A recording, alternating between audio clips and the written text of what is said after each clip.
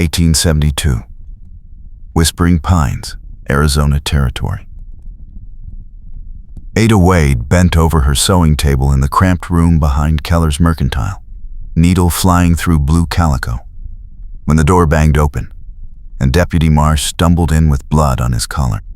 He told her Jacob Moss had been found dead behind the livery, throat cut, and nobody knew why.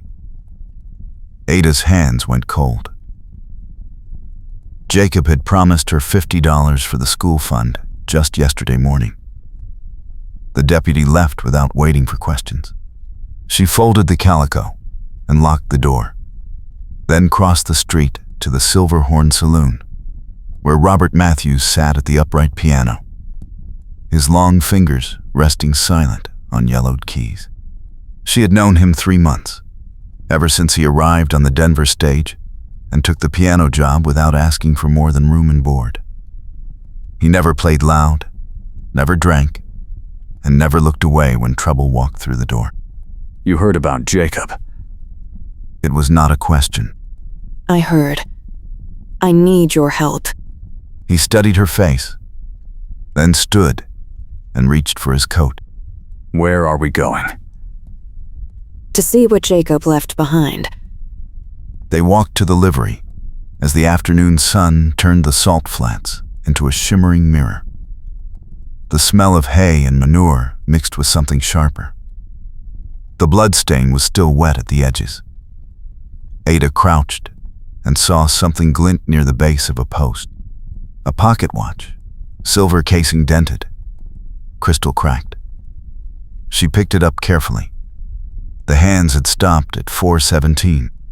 Jacob was killed at 4:17. Or that is when the watch broke. She turned it over. Initials engraved on the back. L.H. Robert leaned closer. Lionel Hargrove. The man running for sheriff. Ada's breath caught. Lionel Hargrove was soft-spoken and well-dressed, owned the freight company, and had been courting the widow Callahan for months. He smiled at church and bought drinks at the Silverhorn. He also ran a protection racket that nobody dared name aloud, charging merchants for safety from fires that only happened to those who refused to pay. 2 weeks ago, he had announced his candidacy for sheriff, and the current sheriff, old and tired, had not opposed him. Why would Lionel kill Jacob? Maybe Jacob would not pay. Maybe Jacob knew something. She closed her fingers around the watch. Or maybe Lionel dropped this by accident and did not do the killing himself. Either way, this watch puts him at the scene. They left the livery and walked toward the edge of town where the salt flats began. Ada had come to Whispering Pines a year ago with nothing but her sewing kit and a plan. She had promised the town council she would raise money to build a school if they would provide the land and labor. Slowly, she had gathered pledges. Jacob's $50 would have put her over the goal. Now Jacob was dead, and the money was gone. Robert walked beside her, his stride easy, but his eyes scanning every doorway and alley. She had never asked why a man who played piano like he did would choose a dying town on a salt flat. She had never asked why his knuckles were scarred, or why he flinched when someone dropped a glass. She stopped at the edge of the white expanse. If we show this watch to the deputy, Lionel will know we have it. And if we do not, Jacob's killer walks free. I need more than a watch. I need proof. Robert turned to face her, his expression serious. Ada, Lionel Hargrove is dangerous. If he killed Jacob, or had him killed, he will not hesitate to do the same to you. Then help me find proof before he knows we are looking. He was quiet for a long moment, then nodded once. We start with Jacob's widow. She might know what he was mixed up in. They returned to town as the sun dipped lower. Sarah Moss lived in a narrow house near the church. When Ada knocked, Sarah opened the door with red eyes and a shaking hand. She let them in without a word. The front room smelled of lavender and grief. Sarah sank into a chair by the cold fireplace. Ada sat across from her and spoke gently. Sarah, I am so sorry. Jacob was a good man. Sarah nodded, wiping her eyes. Did Jacob say anything strange lately? Did he seem worried? Sarah's voice came out broken. The widow said Jacob had been nervous for a week, that he had argued with someone outside the freight office 3 days ago, and that he had told her if anything happened to him, she should tell the preacher that Lionel Hargrove was taking children. Ada's stomach turned. Taking children. What did he mean? Sarah shook her head, unable to say more. Robert stepped forward. Did Jacob write anything down? Keep any papers? Sarah pointed to a small desk in the corner. Robert crossed the room and opened the single drawer. Inside were bills, receipts, and a folded letter. He unfolded it and read silently, then handed it to Ada. The letter was from a lawyer in Tucson, dated 2 weeks prior. It stated that Lionel Hargrove had filed a petition to gain custody of a child named Emma Callahan, daughter of the widow he was courting. The petition claimed the widow was unfit and that Lionel, as her fiancé, should be granted guardianship. The lawyer advised Jacob, as a witness to the widow's character, to prepare a statement opposing the petition. Ada's hands shook as she read. He is using the child as leverage to force the widow to marry him. And Jacob was going to stand against him in court. Robert folded the letter carefully and slipped it into his vest pocket. We need to talk to the widow Callahan. They left Sarah's house as dusk settled over the town. The widow Callahan lived above the dress shop on Main Street. Ada led the way up the outside stairs and knocked softly. The door opened a crack, and a pale face peered out. Mrs. Callahan, may we speak with you? It is about Lionel. The widow hesitated, then opened the door wider. She was thin and tired, with dark circles under her eyes. A little girl with blonde curls sat on the floor behind her, playing with a rag doll. The widow let them in and closed the door quickly. Mrs. Callahan, we know about the custody petition. The widow's face crumpled. She confirmed that Lionel had proposed marriage, and when she hesitated, he filed the petition claiming she could not care for Emma alone. He told her if she married him, he would withdraw it. If she refused, he would take Emma, and she would never see her daughter again. The wedding was set for next Sunday, 1 week away. She had no money for a lawyer and no family to help her. Jacob had offered to testify on her behalf, and now Jacob was dead. Ada reached out and took the widow's hand. We are going to stop him. The widow looked at her with hollow eyes, wanting to believe but too beaten down to hope. Robert spoke quietly. Does Lionel come here often? The widow nodded. She said he visited every evening, bringing gifts for Emma and sitting in the parlor for an hour. He was always polite, always smiling, and always made sure she understood that he held all the power. When does he come tonight? The widow glanced at the window. She said he usually arrived at 7. It was nearly 7 now. Ada stood quickly. We need to leave before he sees us here. They descended the stairs and crossed the street, just as a tall figure in a black coat appeared at the far end of Main Street, walking toward the dress shop. Lionel Hargrove, hat in hand, boots polished, moving with the calm confidence of a man who owned everything he touched. Ada and Robert ducked into the narrow alley beside the general store and watched. Lionel climbed the stairs to the widow's door, knocked, and was admitted. Ada exhaled slowly. He killed Jacob to silence him. Now he has a clear path to take Emma and force the widow to marry him. Unless we prove it. The watch puts him at the scene, but it is not enough. We need a witness or a confession. Robert was silent for a moment, then turned to her. I know someone who might talk. A freight driver named Cobb. He works for Lionel and drinks too much. If Lionel hired someone to kill Jacob, Cobb might have heard something. Where do we find him? The Silver Horn. He will be there by now. They walked back to the saloon.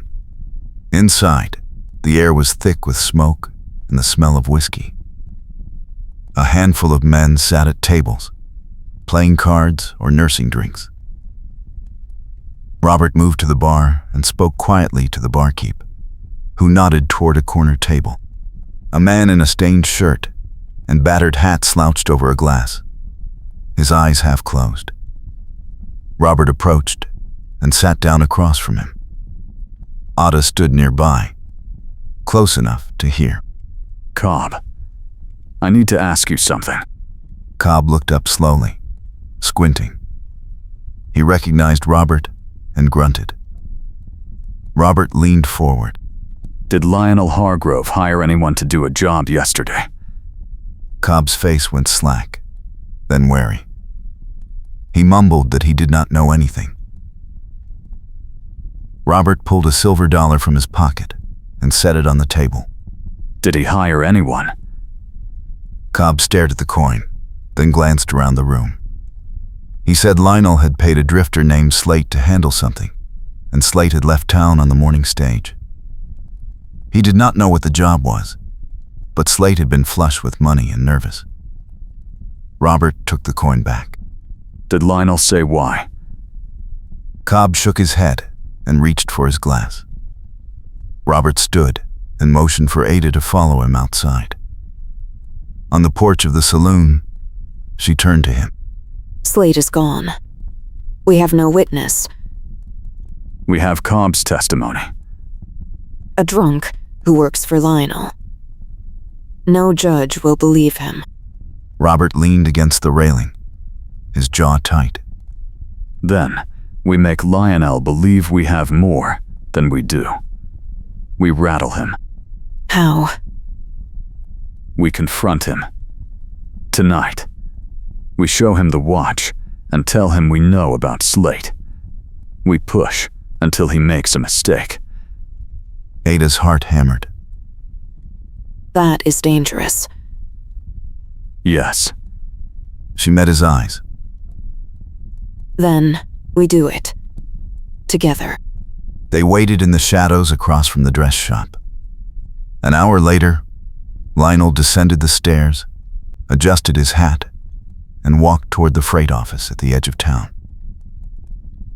Ada and Robert followed at a distance. The freight office was a low building with a single lamp burning in the window. Lionel unlocked the door and went inside. They crossed the street and entered without knocking. Lionel looked up from his desk, surprise flashing across his face before his expression smoothed into polite curiosity. We need to talk to you about Jacob Moss. Lionel leaned back in his chair and gestured to the empty chairs across from him. He said it was a tragedy, that Jacob was a good man, and that the town would miss him. His voice was calm and pleasant. Ada stepped forward and set the pocket watch on the desk. We found this at the livery. Your initials are on the back. Lionel glanced at the watch, then back at Ada. He said he had lost that watch weeks ago, that it must have been stolen and dropped by the thief. He reached for it, but Ada snatched it back. It stopped at 4:17, the same time Jacob was killed. Lionel's smile did not waver. He said that was an unfortunate coincidence, but it proved nothing. Anyone could have had the watch. Robert spoke then, his voice flat and cold. We know you hired Slate. We know you paid him to kill Jacob. Lionel's eyes narrowed slightly. He said they were making serious accusations without evidence. That Slate was a drifter who had moved on, and that wild speculation could damage reputations. He stood slowly and walked around the desk. Jacob was going to testify against you. He was going to stop you from taking Emma Callahan. Lionel stopped a few feet from Ada, his expression still pleasant, but his eyes hard as flint. He said the custody petition was a legal matter, that the widow was not capable of raising a child alone, and that his intentions were honorable. He suggested that Ada and Robert leave before they said something they would regret. Robert moved between Lionel and Ada. We are not leaving until you admit what you did. Lionel tilted his head, studying Robert. He said he had heard Robert was a man who did not carry a gun anymore, that he had given up violence, and that it would be a shame if he broke that promise over a misunderstanding. The threat hung in the air. Ada's hand tightened on the watch. The town will know the truth. We will make sure of it. Lionel smiled again, colder this time. He said the town believed what it was told to believe, that he would be sheriff in a week, and that people who made trouble had a habit of disappearing. He turned and walked back to his desk, dismissing them. Robert's hand moved toward his hip, then stopped. He took a breath and stepped back. We are not done. They left the office and walked quickly back toward Main Street. Ada's legs shook. He as much as admitted it. Admitted it to us, not to anyone who matters. Then what do we do?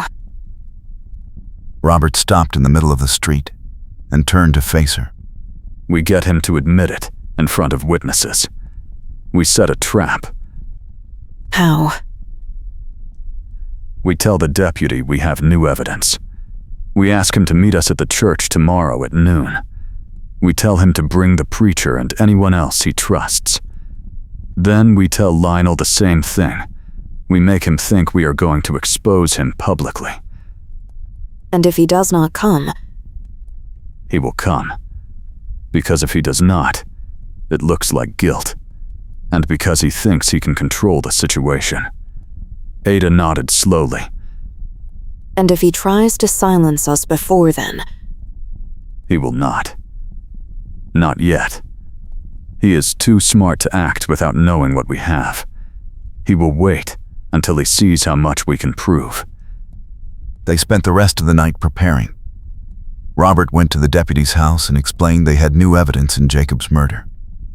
The deputy, a young man named Whitley, agreed to meet at the church at noon and to bring the preacher and the town's only lawyer.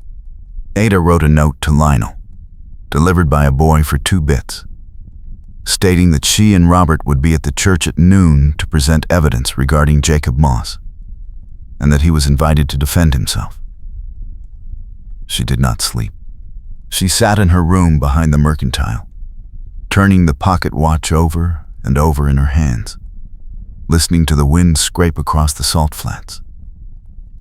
At dawn, she washed her face and pinned up her hair. She met Robert outside the church as the sun climbed. He looked tired, but steady. Are you ready? She nodded. I am ready. Deputy Whitley arrived first, followed by the preacher and a thin man in a dusty suit, who introduced himself as Mr. Garner, the lawyer. They gathered inside the small church, standing near the front pews. The air smelled of old wood and candle wax. A few minutes later, Lionel Hargrove entered, his hat in his hand, his expression calm and curious. He nodded to the deputy and the preacher, then turned his gaze to Ada. Ada stepped forward and held up the watch. This pocket watch belonged to Lionel Hargrove. We found it at the scene of Jacob Moss's murder. It stopped at 4:17, the time Jacob died. Lionel shook his head sadly and said he had lost that watch weeks ago, that he had reported it to the deputy, and that anyone could have taken it and dropped it at the livery. Deputy Whitley frowned and looked at Ada. The deputy asked if she had any other evidence. Robert spoke then. Jacob was killed because he was going to testify against Lionel in a custody hearing. Lionel is trying to force the widow Callahan to marry him by threatening to take her daughter. Jacob was the only witness willing to stand against him in court. Lionel's voice remained calm. He said the custody petition was a matter of public record, that his concern for the child was genuine, and that Jacob's death, while tragic, had no connection to the case. The lawyer, Garner, cleared his throat and said that without a witness placing Lionel at the scene, the watch alone was not sufficient evidence. Ada's heart sank. Lionel smiled faintly. Then the church door opened, and Cobb stumbled in, reeking of whiskey and fear. He looked at Lionel, then at the deputy, and his voice cracked as he spoke. Cobb said Lionel had hired a man named Slate to kill Jacob, that he had overheard them talking in the freight office 2 days before the murder, and that Slate had been paid $50 to make it look like a robbery. Lionel's expression did not change, but his hand moved toward his coat pocket. The deputy raised his rifle and told him to stay still. Cobb continued, his words tumbling out in a rush. He said Slate had left town the morning after the murder, heading south toward Tucson, and that Lionel had paid him from a lockbox kept in the freight office safe. Lionel said Cobb was drunk and lying to save himself from his own debts. But Garner stepped forward and asked Cobb if he would swear to this testimony under oath. Cobb nodded. The deputy told Lionel to hand over his gun. Lionel hesitated, then slowly removed a small pistol from his coat and placed it on the pew. The deputy motioned for 2 of the men to take Lionel outside. As they led him toward the door, Lionel looked back at Ada. You will regret this. Ada met his gaze without flinching. I already regretted staying silent. Not anymore. The door closed behind them. Robert took Ada's hand. The deputy said he would send a telegram to Tucson and put out a warrant for Slate. He thanked Ada and Robert for bringing the evidence forward and told them the town owed them a debt. Garner approached Ada and said the custody petition would be dismissed immediately and that Mrs. Callahan would retain full custody of her daughter. Ada nodded, relief flooding through her. The church emptied slowly, the men talking in low voices as they filed out. Robert and Ada remained standing near the altar. The light had shifted, softer now, the shadows lengthening. It is over. Almost. She turned to face him fully. Her hands were still shaking, but her voice was steady. I need to tell you something. Lionel was not wrong about one thing. I did care for him once. Before I knew what he was. Before I saw how he used people. I broke it off 2 years ago. But he never let go. He thought if he controlled the town, he could control me. I should have spoken up sooner. I was afraid no one would believe me. I believe you. Robert's voice was quiet, firm. He stepped closer. I have something to tell you, too. I left Missouri because I killed a man. He was drawing on an unarmed boy in a saloon. I shot him before he could fire. The law called it justified, but his brother did not. I came here to disappear. I told myself I would never draw again. But when I saw Lionel corner you outside the store last week, I knew I would break that promise if I had to. Ada looked at him, at the scar on his knuckles, the way his shoulders carried weight she had never asked about. You are not the man you were afraid of becoming. Neither are you. The days that followed moved quickly. The deputy returned from Tucson with Slate in custody. Slate confessed in exchange for a reduced sentence, confirming everything Cobb had said. Lionel was formally charged with conspiracy to commit murder and held in the territorial jail pending trial.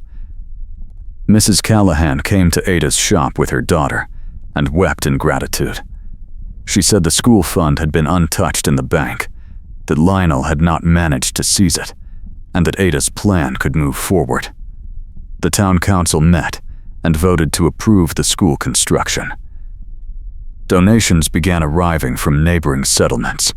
Robert played at the saloon every night that week, and the tin cup on the piano filled with coins and bills.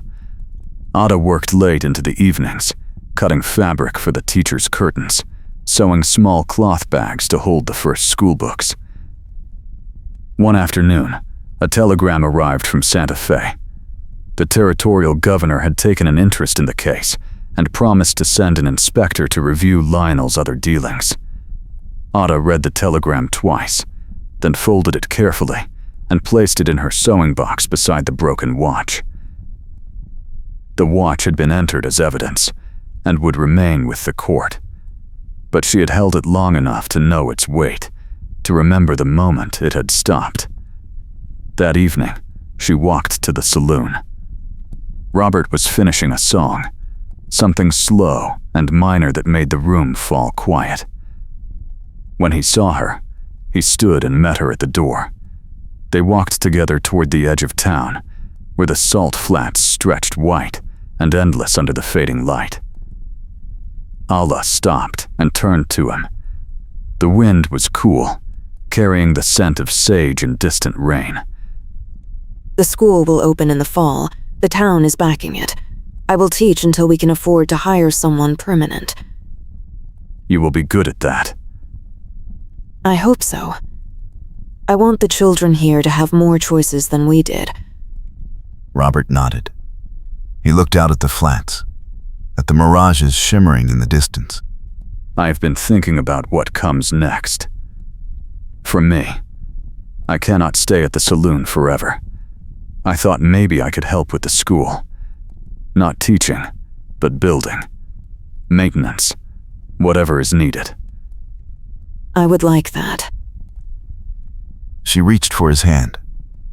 His fingers closed around hers, warm and sure. I was afraid to ask you to stay. I thought you might leave once this was over. I am not going anywhere. The sun dipped lower, painting the flats gold and rose. Ada felt something loosen in her chest, a tightness she had carried for so long, she had forgotten it was there. Lionel told me once that I would never be free of him, that no matter where I went, he would find me.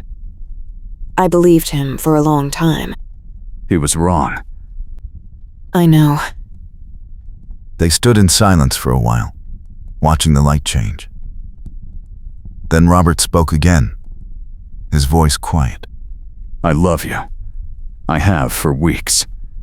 I did not say it because I did not think I had the right, but I am saying it now.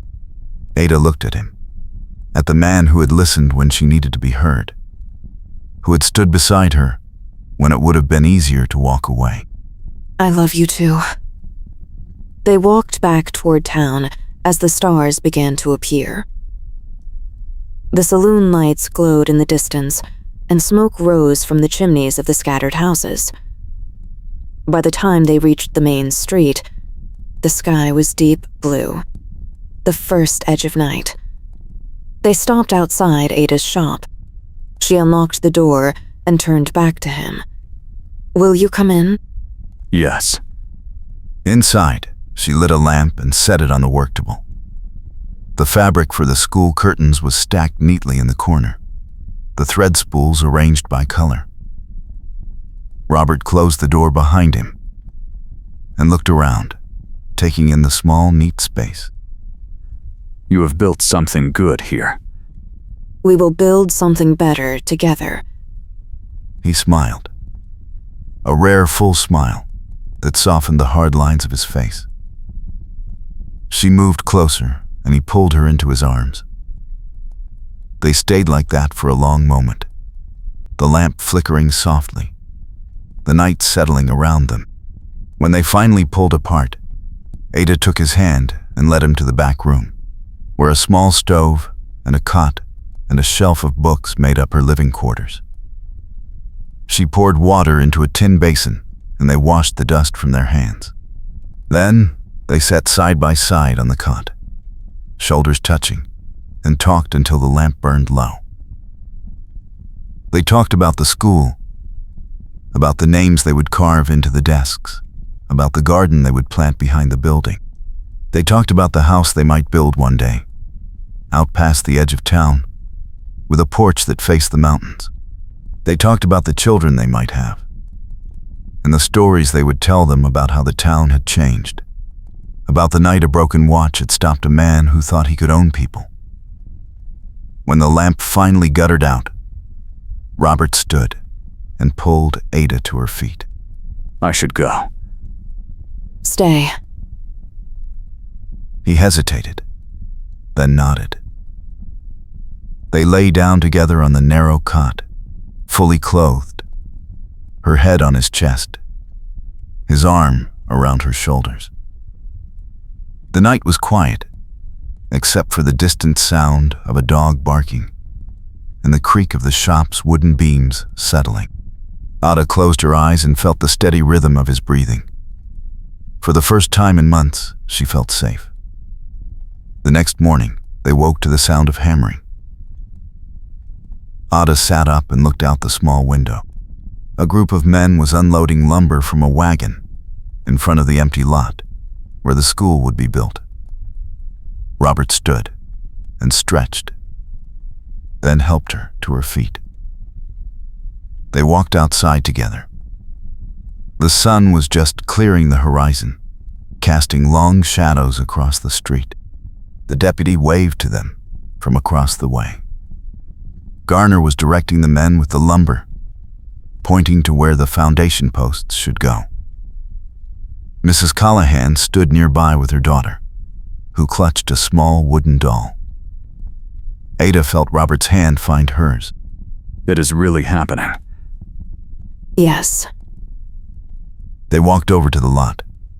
Garner greeted them and said the first load of materials had arrived ahead of schedule, and that if the weather held, the frame would be up by the end of the week. Ada thanked him, her voice thick with emotion. The little girl ran up to Ada and held out the doll.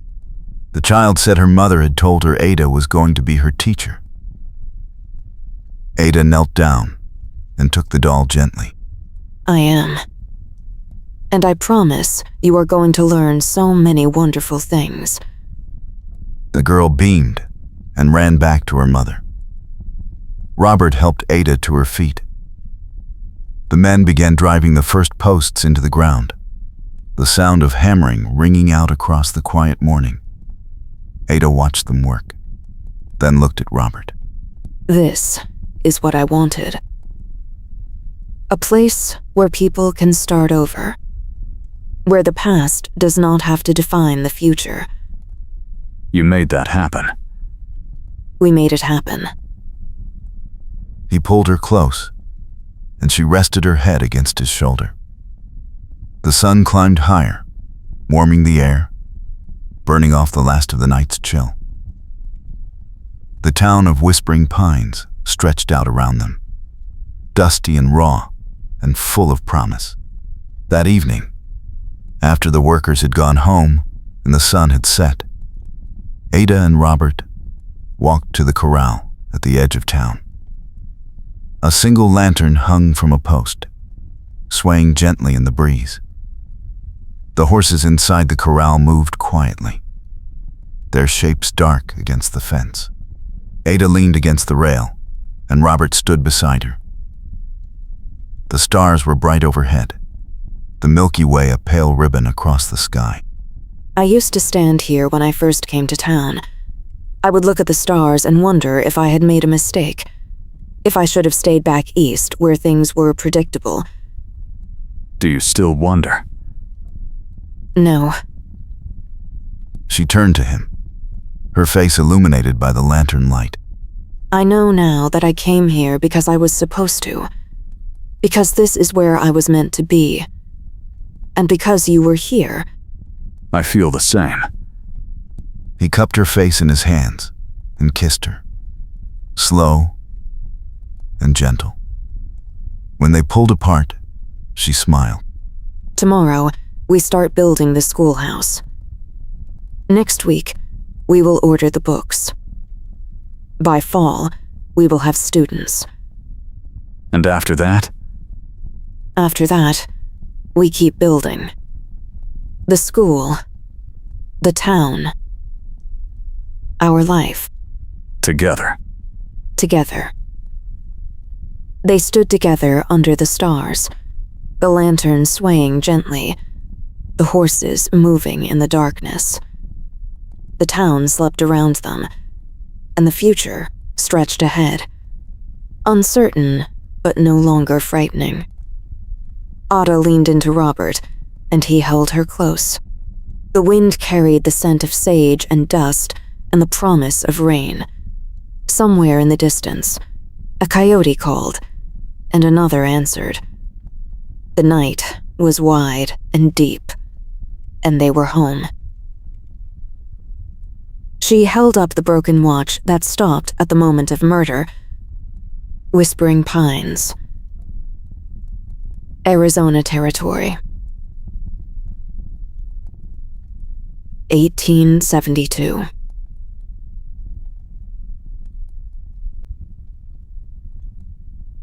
When seamstress Ada Wade discovers a pocket watch that stopped at the exact time of her murder, she must choose between silence and exposing a powerful man who will not let her go.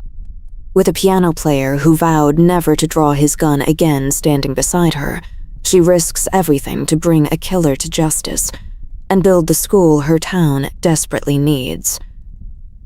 A story of courage, love, and the fight for a new beginning in the unforgiving West. Subscribe for more authentic Western stories of resilience and romance.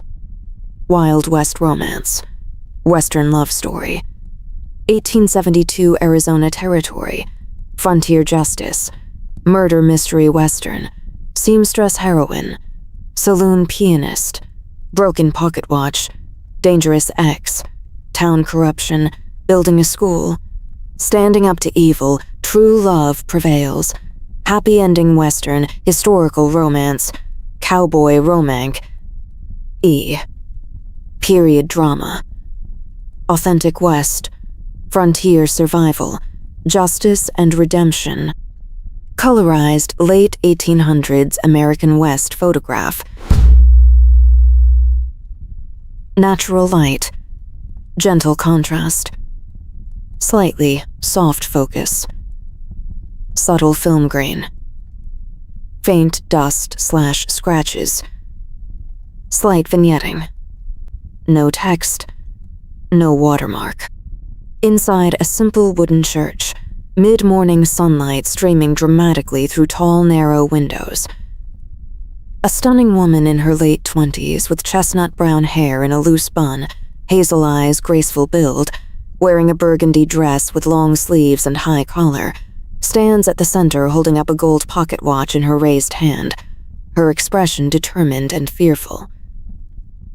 Beside her, a handsome man in his late 30s with dark brown hair, strong jaw, deep brown eyes, lean muscular build, wearing dark gray vest over white shirt and dark trousers, stands protectively close, his hand near his hip, his gaze fixed on the men in front of them.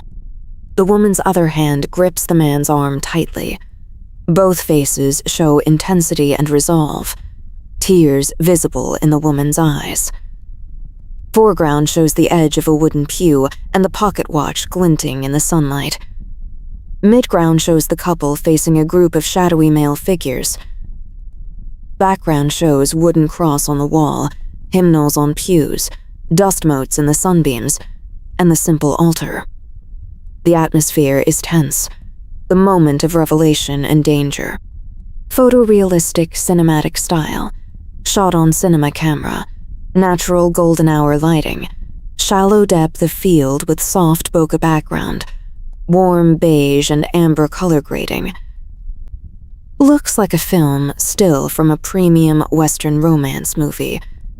Authentic 1800s period photography aesthetic, professional portrait photog, rafequality.ow/Thuma simple burgundy dress with long sleeves and high collar, stands with one hand raised holding the gold pocket watch, her expression a mix of determination and fear, her other hand gripping the arm of the handsome man in his late 30s, with dark brown hair, strong jaw, deep brown eyes, lean muscular build, wearing dark gray vest over white shirt and dark trousers, who stands protectively beside her, his posture tense and ready, both facing a disheveled man stumbling through the doorway. Foreground shows the edge of a wooden pew. Midground shows the couple and the arriving man. Background shows the simple wooden interior of the church with cross on the wall, narrow windows with sunlight streaming in, and other men standing near the altar. The light is dramatic, highlighting the shock and tension of the moment. The room erupted. Lionel's face went pale, then dark with fury. He turned on Cobb and said the man was a drunk and a liar, that his testimony meant nothing. But Deputy Whitley stepped forward and asked Cobb to repeat what he had said. Cobb's hands shook as he spoke again, slower this time, detailing the conversation he had overheard, the amount of money, the description of Slate, and the location where the payment had been made. The lawyer Garner looked at Lionel with dawning horror. The men in the room began to murmur, voices rising in anger. Robert kept his hand near Ada's arm. His eyes on Lionel, the deputy turned to Lionel and said he was under arrest for conspiracy to commit murder. Lionel's calm shattered. He lunged toward the door, shoving past Cobb. Robert moved fast, stepping into Lionel's path. You're not leaving. Lionel's hand went to his coat, reaching for a concealed pistol. Robert's hand flashed down and gripped Lionel's wrist, twisting hard. The pistol clattered to the floor. Two of the townsmen grabbed Lionel's arms and held him. Lionel struggled and shouted that they had no proof, that Cobb was lying, that he would see them all ruined. Deputy Whitley pulled out iron cuffs and locked them on Lionel's wrists. The deputy said Cobb's testimony combined with the watch was enough to hold him for trial, and that he would send a wire to the territorial marshal. Lionel's eyes found Ada, filled with hatred. He said she would regret this, that she had destroyed everything. Ada met his gaze without flinching. You destroyed yourself. The deputy and two men led Lionel out of the church. The remaining men stood in silence, then began to disperse, their voices low and shaken. Robert turned to Ada, his hand still on her arm. Are you all right? I think so. Her voice trembled slightly. She looked down at the watch in her hand, then closed her fingers around it. Cobb approached them, his face gray with exhaustion. He said he was sorry it had taken him so long to speak up, that he had been afraid Lionel would have him killed too. Robert nodded and thanked him. Cobb left, shoulders slumped. Ada and Robert stood alone in the church. The sunlight had shifted, casting longer shadows across the floor. Ada felt the weight of the past weeks lift slightly, but she was not yet ready to rest. She looked at Robert. The custody hearing is in 3 days. We need to find Margaret Callahan and make sure she knows Lionel is in jail. We will. But first, you need to eat something and rest. Ada smiled faintly. I will rest when this is over. Robert sighed, but did not argue.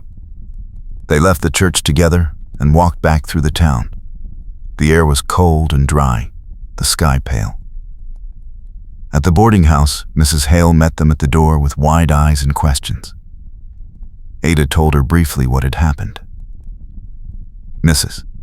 Hale pressed a hand to her chest and said she had always suspected something dark about Lionel, that his calm manner had never felt right. She brought them bread and coffee, and Ada forced herself to eat a little. That afternoon, they rode out to the Callahan homestead, a small cabin at the edge of the salt flat. Margaret Callahan was a thin woman in her 30s, with a weary face, and a daughter of about 6, who clung to her skirts. When Ada told her that Lionel had been arrested, Margaret's knees buckled, and she wept.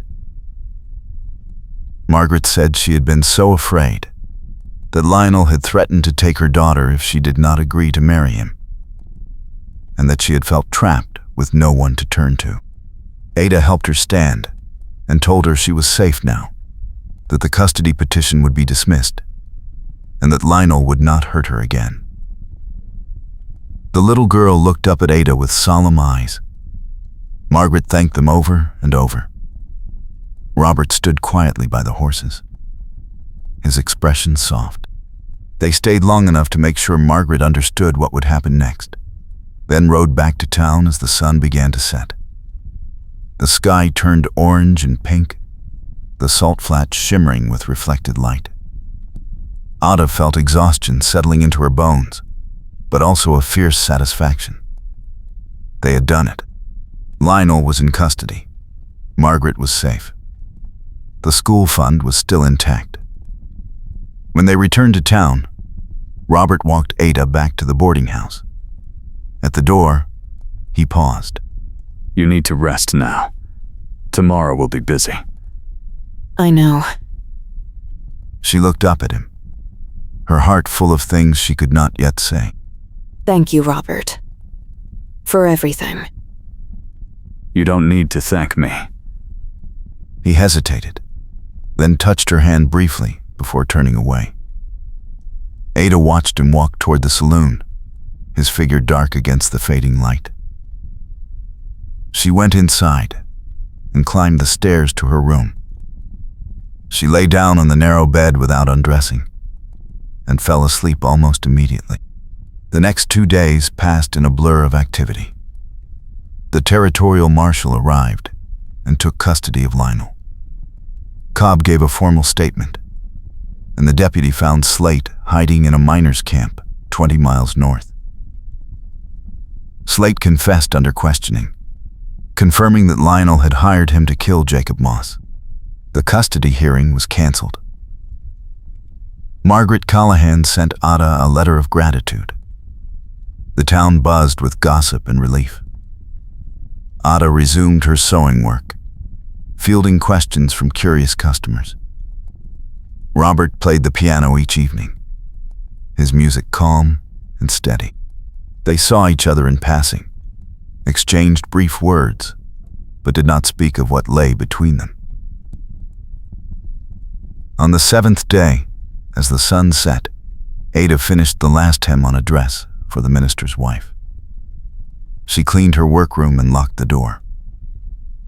The boarding house was quiet. She stood at the window and looked out at the street, now shadowed and still. A knock sounded at her door. She opened it and found Robert standing in the hallway, hat in hand. Can I walk with you? Yes. They went downstairs and out into the cool evening air. The town was settling into night, lamps being lit in windows, voices fading. Robert led her past the main street, down a narrow path toward the corral at the edge of town. A single lantern hung on a post, casting a warm circle of light. They stopped beneath it. The horses in the corral moved quietly, their breath visible in the cold. Robert turned to face her. I have been trying to find the right words for days. Ada's heart beat faster. You don't have to say anything. I do. He took a breath. I told you I would not draw my gun again unless you were threatened. I meant it. But I need you to know that it was not just about protecting you. It was because I could not stand the thought of losing you. Ada felt tears prick her eyes. Robert. I know I am not much, a saloon pianist with a past I cannot erase. But I love you, Eda. I have loved you since the day you walked into the saloon and asked me to help you. Ada's breath caught. She reached for his hand. You are everything I need. You are steady and kind, and you see me. I love you too. Robert's eyes widened, then softened.